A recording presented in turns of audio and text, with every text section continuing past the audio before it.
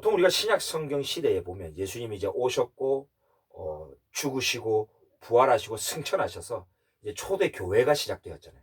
소위 크리스천즈, 그리스도인들, 예수 그리스도를 따르는 자들이 이제 하나님의 막 백성이 이제 되는 거죠. 이방인들도 들어오고 유대인들도 예수님을 믿는 유대인들, 이들을 이제 하나님의 백성이라고 이제 부르지 않느냐라는 생각을 하기 쉽습니다. 자, 그런데 사도행전에 보면 이 사도행전을 기록했던 사람은 여전히 백성이란 단어는 원래 백성이었던 이스라엘 민족을 말하고 우리 이방인들은 여전히 이방인들로 부르고 있다는 사실을 아는 사람은 몇 분 없는 것 같아요. 여러분, 물론 그리스도 안에서 우리 이방인들이 하나님의 백성의 그 참 감람나무 안으로 접붙임 받아 들어와서 우리도 백성이라고 부르죠. 예를 들면 이제 호세아서가 그걸 예언을 하잖아요. 사도 바울도 로마서에서 그것을 언급을 하는데, 내가 백성 아닌 자를 백성인 자로 하여금 시기하게 하겠다. 그죠? 원래 백성이 아니었던 자는 이방인들을 말하고, 백성이라고 불렀을 때는 하나님이 무조건적으로 언약을 맺으시고 그 언약을 그대로 신실하게 시행하시고 통치하고 다스리시는 하나님의 그 기름 부음 받은 자를 통하여, 그 말씀을 통하여 다스렸던 이스라엘 백성, 저 유대인들을 백성이라고 불렀습니다. 근데 사도행전 시대 때도 똑같아요. 초대교회 시대 때도 똑같습니다. 그런데 이제 우리 한글로 이제 번역을 하면서 이게 좀 이제 헷갈리는 거죠. 이제 그 백성은 이제 뭐 우리 이방인들도 포함되고 우리 크리스천들도 다 포함되는 거 아니냐. 그러니까 이 백성이라는 단어를 이스라엘로 그냥 바꿔버려가지고 이게 번역을 해놓은 것이 참 많이 있습니다. 그 중에 대표적인 게 바로 사도행전 26장 17절 이제 보세요. 그러니까 바울이 이 아그리빠 앞에서 자기가 다메섹 도상에서 어떻게 주님을 만났는지를 간증하면서 이렇게 말합니다.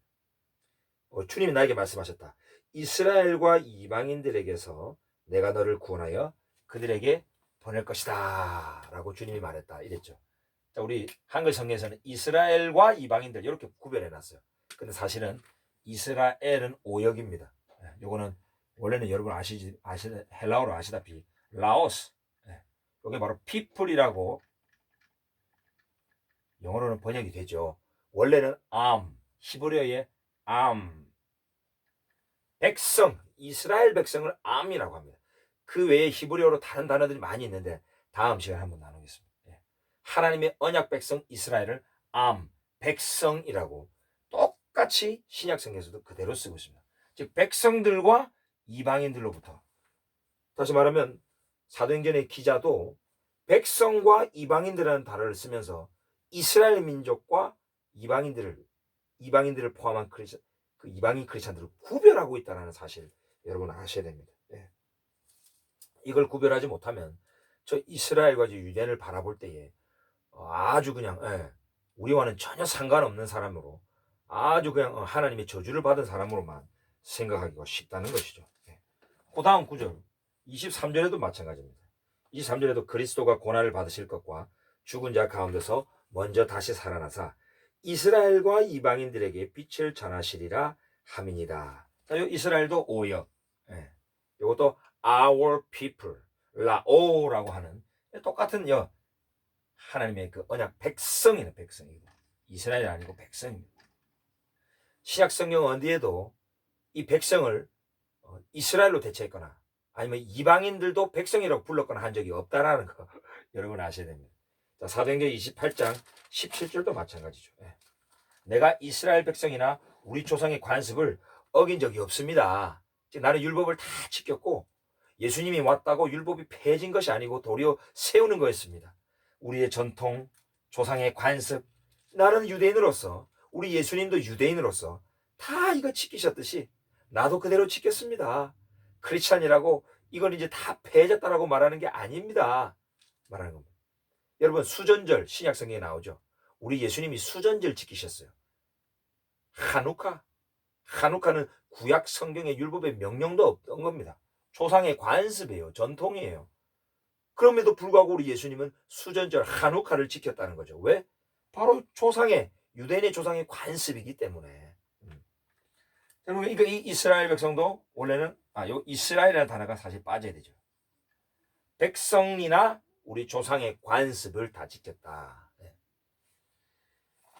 그러니 사랑하는 성도님 여러분, 신약 성경에서 백성이라는 단어가 나오면 이스라엘 민족이라고 딱 생각하시면 해석이 더 정확하고 말씀이 이제 풀리기 시작합니다. 그런데 이 백성을 우리까지 다 포함한다 생각하면은 신약 성경의 그 원래 원 미닝, 오리지널 미닝을 놓치기가 참 쉽습니다. 예를 들면 우리 예수님께서 이제 탄생하실 때 크리스마스 때 그죠? 아들을 낳으리니 이름을 예수라 하라. 이는 그가 자기 백성을 그들의 죄에서 구원할 자이심이라 하니라. 예. 여기서 이제 백성은 당연히 우리까지 그냥 포함시킵니다. 예, 맞습니다. 그리스도 안에서 우리도 하나님의 백성이 됐으니 우리의 죄를 구원하실 분이죠. 맞죠? 근데 마태복음은 이 유대인들에게 전하면서 자기 백성이라는 단어를 썼을 때 왜 그랬을까? 바로 예수 그리스도는, 즉 이 메시아는 이스라엘의 메시아라는 것. 먼저는 이 복음은 유대인들에게요. 복음은 첫째는 유대인들에게요. 바울이 그럽니다. 예수님은 자기 언약 백성, 저 이스라엘의 불신과 하나님 앞에서의 그 범죄와 백스라이딩을 다 그 죄에서 구원하시러 오셨다는 거예요. 그리고 십자가에서 그 구원을 완성하시고 부활하심으로 그들을 의롭게 하신다는 거죠. 이게 이미 벌어진 거예요. 예수님이 자기 저 언약 백성 유대인들의 죄를 도말하셨다.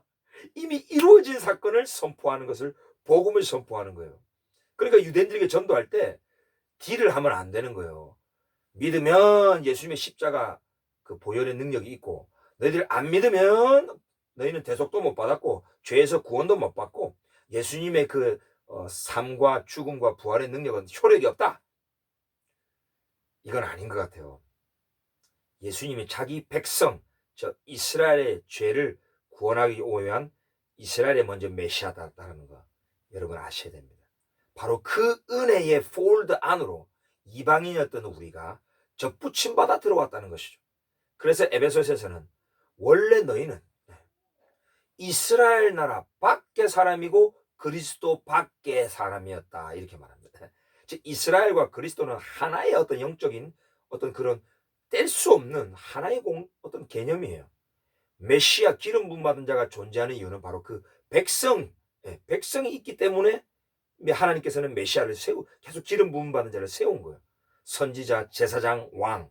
바로 이 삼중직을 다 수행하신 분이 바로 예슈와 하므시아, 예수 그리스도예요.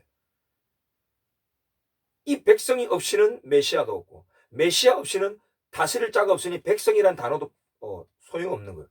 하나님은 왜 백성이라 불렀느냐? 하나님이 직접 왕이 되시고 그의 말씀으로 그의 지혜와 공의와 사랑으로 통치하고 다스리기 때문에 저 이스라엘을 내 백성이다라고 부른 거예요.